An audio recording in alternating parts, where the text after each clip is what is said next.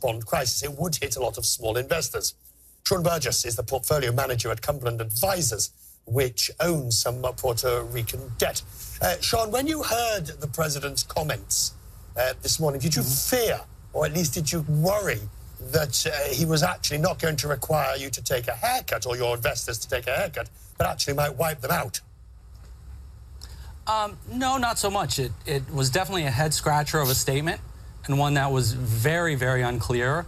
But there's a process in place that's going to deal with the Commonwealth's restructuring. So this term wiping out was one, I think, that was very poorly phrased, and, you know, there's a process PROMESA behind the restructuring of the Commonwealth that is going to dictate what happens. There's no question, though, is there, that the bondholders of Commonwealth debt are going to have to be bailed in some shape or form. They're going to have to take haircuts. They're going to take losses. I mean, that is the nature of being a bondholder in many cases. Yeah, and we know the Commonwealth can't pay their debt now. So for uninsured bondholders, they will most definitely have to take some haircut. The amount of which remains to be seen.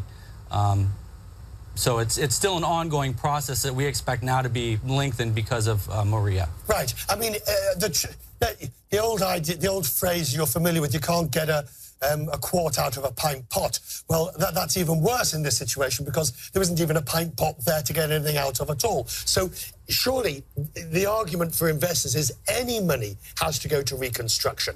You don't believe that you could be looking for a total wipeout here? No, and we don't believe that the Commonwealth can't pay all of their debts in total.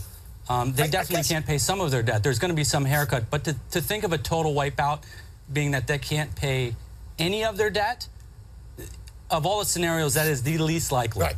Now, there's definitely going to be dollars put to restructuring, and it's going to be a lot of federal dollars, too. Okay, but let's talk about one sort of slightly...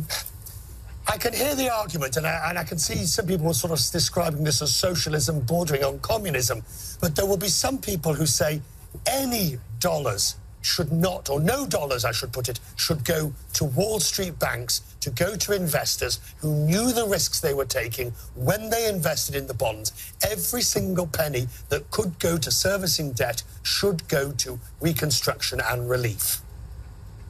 Well, you know, for Puerto Rico, it's a very different situation because, as you said, so much of their debt is owned by mutual funds, which retail investors own, mom and pops, Puerto Rican citizens own, Puerto Rican banks. So it's not just like Wall Street owns the bonds and we can just walk away from the debt.